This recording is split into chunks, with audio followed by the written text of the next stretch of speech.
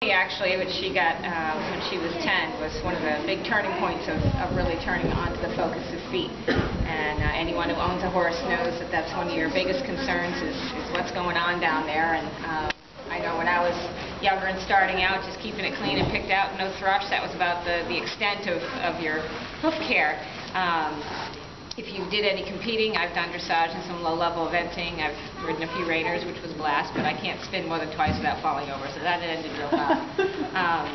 So I've had a chance to ride some different disciplines and travel around with a lot of different people in different grooming situations. And one of the biggest undercurrents that we always had is people dealing with on and off lameness or a hoof problem, whether it's toe cracks or heel cracks or thrush, or they're not growing, or they're growing too much, they're losing shoes, they're not losing shoes. The feet tend to be a big expense for a lot of horse owners, especially if you're dealing with lameness, which is something that vets all bank on when they're dealing with horses. There's going to be an issue at some point down below the belly line. Thoroughbred rehab is again where I did a lot of my grunt work as far as learning about the horses. My daughter's pony came into the picture when he was only 14 months old. We rescued him. I bought him offline, which was crazy because my husband doesn't even buy books online, and here I am buying a colt. No vet check, no nothing. We trucked him in on a load of Kremlins coming down from Canada, and he jumped off the bus at our place.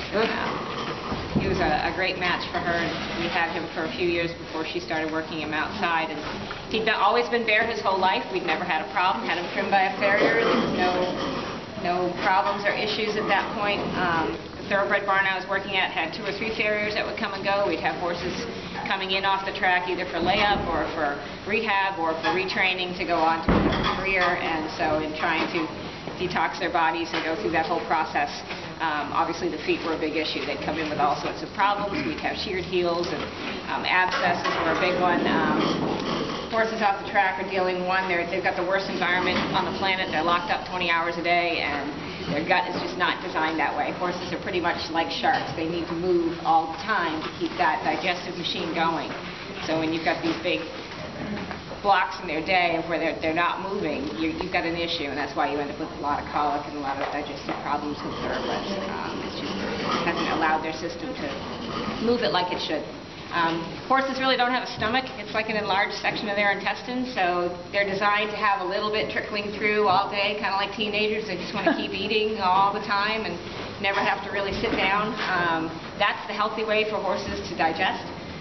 When they don't have that, they get the big spikes. You get your big spikes in your glucose, and everything, just like a diabetic person, it always ends up going through the feet, because that's where you bottom out on your circulation. It goes down and it has to come back up. So the thoroughbreds were a big challenge for us, because in trying to get them to gain weight and muscle and to be present enough in their brain to train, we had to really work on the rehab, and feet was a big part of it. Again, the 2 or 3 farriers we had at the time, we had a couple guys that would come in and do special issuing. We had one that would do just a pasture trim, which is just a flat trim on the horses that were not going to be moving on to another career. They stayed barefoot. And we had a different farrier that was working on her colt, who, when we started using him outside in the stone dust ring, he started to get sore. And not only was his feet getting sore, but his attitude was starting to change. He was getting difficult to catch in the pasture. He didn't want to stand on the cross ties. He didn't want to... You'd see the tack come out and his ears would go back. It was like totally different from what we were expecting to see from a horse that had no problem with it before. He had a great work ethic before. Would love to go out and lunge and ground drive. And so we were just like, what is going on? And she's like, well, he's probably getting sole sore, and shoes and pads is probably the solution. And I agonized for almost 2 weeks. I'm like, he hasn't had a hole in his foot ever. What have I done wrong? And that was the thing I had to focus on, was what am I doing that's different from before? And I couldn't, his diet hadn't been changed. He was out almost 24/7. And so I couldn't pinpoint what it was that was changed. And did a lot of research at the time. I'm not a big technologically gifted person, so it was fun for me to get online and search around. And I did find a barefoot trimmer in the southern part of the state that came up, and we had him take a look at him. And within 2 trims, 8 weeks, he was totally sound again and happy. Work ethic came back, and she has not had a problem now. He's now going on 11. And rides over New England trails up in the Newfound area with no issues at all. He's been shown at Hopkinton. She's taken him right up through, trained him herself, and did a really nice job. And so he's been kind of my little ambassador. Well, once we got him sound, I was like, this is really cool. I need to learn more about this. One, because it's going to save us a ton of money at the farm for all these thoroughbreds, and two, the correlation between the feet and the attitude and the body, his suppleness came back. He wasn't stiff anymore. I was like, we've got to find out about this. So we took the whole barn bare that winter over the course of 8 months. We had anywhere from 15 to 20 thoroughbreds naked. They had nothing on their feet, and we went through the whole gamut. You know, the ones that had residual damage from when they had shoes or incorrect balance, blew abscesses and grew out and were tender, and went through the whole psychic part of it. And it taught us a tremendous amount of background into how the diet and the environment and the trim all work together. You can't have one not affect the rest of it. Just like a person, if you sit there and eat potato chips and yodels all day, you're going to get a little soft around the middle, and you're not going to be able to have a lot of endurance. So it's no different for the horses. If anything, the more simple you can keep their diet, the better. Hay in New Hampshire is one of the biggest challenges. Most of us, at least I know I am, I can't store a lot on my own property. 30, 40 bales is tops. I mean, and that's, you know, taking over the garage. So our hay fluctuates season to season, field to field, cutting to cutting, and we don't have people like out in the Midwest and up in Canada who get thousands of bales at a time, and they stay with that same mix. So getting your hay tested is one of the best things I suggest if you want to find out what you're dealing with as far as nutrition for your horse, because what's going in is obviously going to give them the tools to put out what you want for a foot. The other thing is environment, and New Hampshire is the biggest challenge. We're looking at it right now. Mud season is very hard. It's, I think, harder than winter, at least on the horses. Because one minute it can be frozen mud that's pocky and looks like moonscape, and the next minute it's up to their knees and they're slogging through it, or it's slippery. The cool thing about a barefoot horse is because he's got circulation down there, all his nerve endings are awake just like a wild horse is. He can tell what he's walking on as soon as he puts that foot down. And a shod horse, you're not going to know until you've already started to slide that you're going too fast. And that's one of the coolest things with the barefoot. Yeah. See, I always thought it was easier for a barefoot horse to slide rather than a shod horse.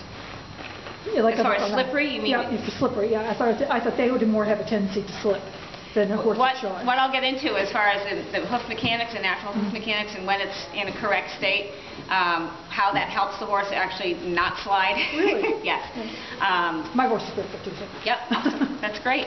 I figured we probably got the gamut of people who have shod and who don't have shod horses, so I'm trying to give the background for everybody. But with New Hampshire, it's different, I think, than almost anywhere else. The only other place I can think of in the country that's similar would be out in Washington State and Oregon, where it's wet quite often, and then you get the hot summer, and then you get plenty of snow and ice. So we have to worry about everything. I mean, I've got a trimmer friend who's out in Arizona that's using Dremel tools and saying, you know, how do I soften these feet up? And I'm like, that's not an issue out here. It's the opposite for us usually, is trying to keep them dry enough. Terrain, if you own your horse and you're at home and you're able to do changes on your own property, the biggest thing you can do is get them dry, get them in an area where they can stay dry. My guys, they're in and out of both. We're on a hillside, the barn is halfway down, so at the bottom they're in the muck, and at the top they're up in the dry, and they go through both several times a day. I've got a thoroughbred, and she's got her, we think he's a Paint Morgan draft combination, 957 awesome pony, but even my thoroughbred, I mean, he goes through periods where for a couple of weeks it's up to their knees in mud in certain areas, and then in the summertime it's so hard it's like concrete. But he's been bare now going on 6 years and doing phenomenally. He's even had to recover from a coffin bone fracture, which he did 24/7 outside in the field with no cast and no wrap, no nothing. So he was a great teaching tool. But environment, if you can get it dry, at least around where your barn is, wherever they hang out, wherever they eat. One of the best things, even though it's expensive, is pea stone. It kind of acts like those little push pin things you can push your hand in and get the impression on the other side, or like an orthopedic bed. It comes up and cups underneath that foot and supports their whole body where it's needed, which is under the frog.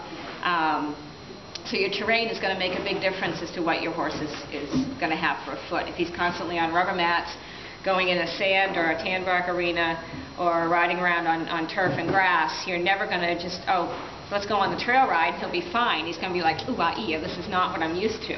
The body will respond within a couple of weeks of whatever terrain they're on. But it's got to be a consistent effort on your part, and the horse owner has got a huge ability to change what their horse is exposed to through the diet and environment. It's going to make it so much easier for your trimmer or your farrier to deal with your horse's feet. That's something I think a lot of farriers don't do. It's like, you guys have the power. You see your horse every single day. You're going to know when something's wrong. You're going to know when it's right. And so I'm all for teaching you how to look for it, how to find it, and how to keep it healthy.